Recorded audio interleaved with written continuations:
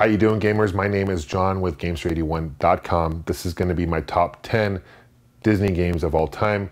I got the idea from my good friends Aaron and Ricky from Retro Liberty. They had recently put together top 5 Disney Nintendo games for the Nintendo Entertainment System of all time. I thought that was a great idea, so I want to kind of expand upon that and not only limit it to the NES, but of all time on all platforms. So this video is going to be my top 10. I'll put a link at part 1 here. It's numbers 25 through 11. I encourage you guys to watch that part first. Now, without any further ado, let's go on to number 10. Number 10 is a game that came out in 1992 for the Sega Genesis. It was developed and published by Sega. It's Worlds of Illusion, starring Mickey Mouse and Donald Duck. This is a great platforming game. You can play as either Donald Duck or Mickey Mouse, or the cool thing, you can play co-op at the same time, 2-player with Mickey Mouse and Donald Duck playing at the same time. A really fun platforming game. Check it out. It's number 10 on my list. Number 9 on my list is Darkwing Duck. It came out in 1992 on the NES. It was developed and published by Capcom. It's actually built on the Mega Man 5 engine. So if you're a fan of Mega Man games, this is definitely a game to check out. It's based on the really popular cartoon show, which aired on Disney Afternoon. You play as Darkwing Duck. He's got some really cool weapons. You actually can block with your cape, which is unique for a Capcom game.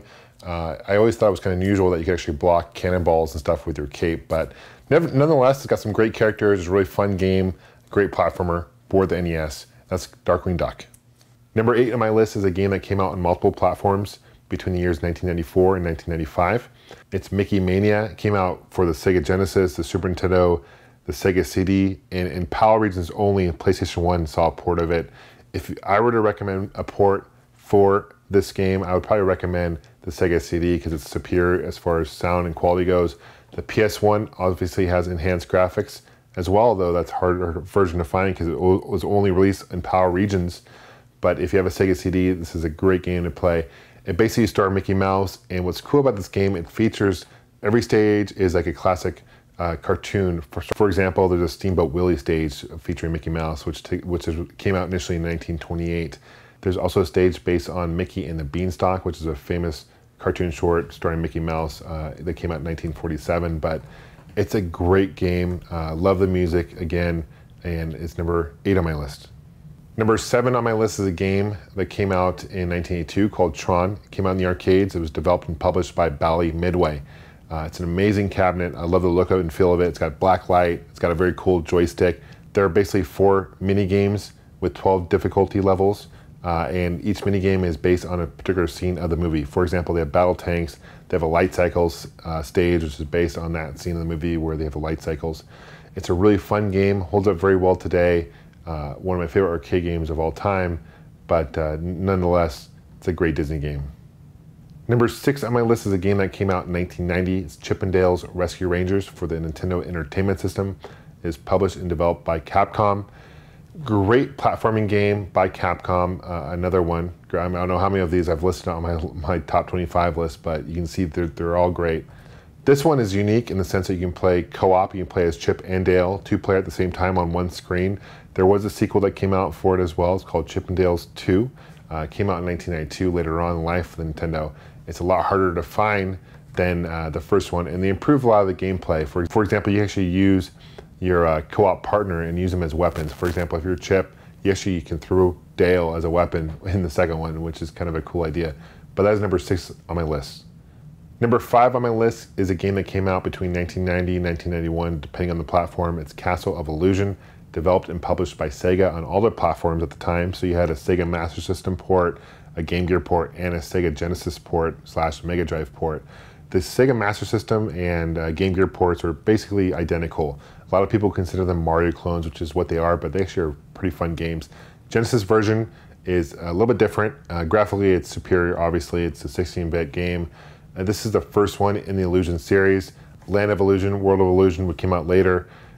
The whole story is Minnie Mouse has been kidnapped, and it's Mickey's job to help save her. So in doing so, he has to collect 7 gems to bridge a rainbow to the castle and to save her. It's a fun game. I definitely recommend it. Number 4 on my list is a game that came out in 2002 for the PlayStation 2.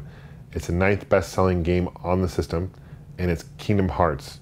It's a marriage between basically Square Enix and Disney. They got together and created this game. So they take Final Fantasy characters and Disney characters, kind of merge the two. and it's amazing game, guys. It's got RPG elements, obviously, but it's also kind of a hack and slash third-person perspective action game as well. The cutscenes and the scenery really match Disney's feel. The voice acting they got for this is top-notch. A lot of times the voice actors they got for this game are the actual voice actors they had for the characters. An interesting fact is the voice for Sora, who is the main protagonist in this game, is who you play as, is voiced by Haley Joel Osment, who's actually may be better known for his, as a kid, his role in Sixth Sense. He's like, I see dead people. Well, that's the guy who actually voiced Sora. Mandy Moore also had a voice acting role in this game. It's one of the best games for the PlayStation 2, no doubt. It's number 3 on my list is Aladdin. Came out in 1993. I want to specify this is the Genesis port I'm talking about. The Super Nintendo port was actually developed by Capcom. Completely different. It's an okay game, but this, however, blows that game out of the water. The graphics are amazing. This game was actually developed by Virgin Interactive. My favorite stage in this game is the Genie Lamp. It's done so well. It's one of my favorite stages of all time, to be honest with you. It's such a great game. It's Aladdin number 3. Number 2 on my list is Kingdom Hearts 2. Came out in 2006. It is the second Kingdom Hearts game to come out on the PlayStation 2. Over 4 million copies have been sold. It's a very popular game. Square Enix continued the relationship with Disney. It happens 1 year after Chain of Memories, which was actually a Kingdom Hearts game for the Game Boy Advance at the time. So you play as Sora.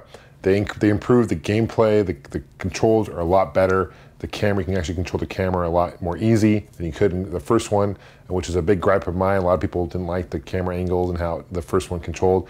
Square Enix fixed that. You can also play in worlds that are not necessarily cartoons. For example, Pirates of the Caribbean is one of the worlds you can play in, which is really cool. So it's a lot better story, in my personal opinion. The gameplay is better. The music certainly better as well. It's Kingdom Hearts 2, a must-have for the PlayStation 2. Now you're probably thinking to yourself, what is number 1 on my list? Well, it's Ducktales.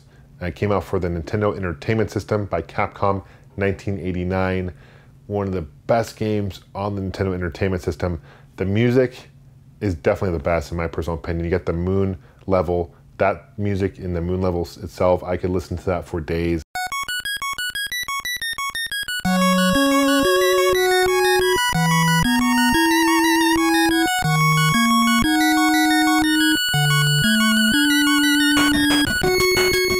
It's amazing. You play as Scrooge McDuck. It's very interesting gameplay. You have a cane, but you can actually pogo stick on the cane. There was a sequel to DuckTales, which is called DuckTales 2, came out in 1993. A later game on the platform for Nintendo Entertainment System, and so it's harder to find. It will cost you a loose cart over $100, but if you have a Game Boy, it's a pretty decent port for the Game Boy as well. It's a fun platforming game. I'm really excited because Capcom announced they're making a remastered version of this game, which should be available later this year, which I can't wait to play. But that is number 1 on my list. It's DuckTales. Woo! Well, guys, that completes my list of top 25 Disney games of all time. I appreciate you guys watching. Please leave a comment below. Let me know if I missed any games. Let me know what you guys think of my list. I'm sure all our lists are going to be completely different, so please put a list. Please put video response together as well. I encourage you guys to check me out and follow me on Facebook and Twitter. I'll put links to those below, as well as my gaming website, Gamester81.com. Thanks for watching, guys. Take care and happy gaming.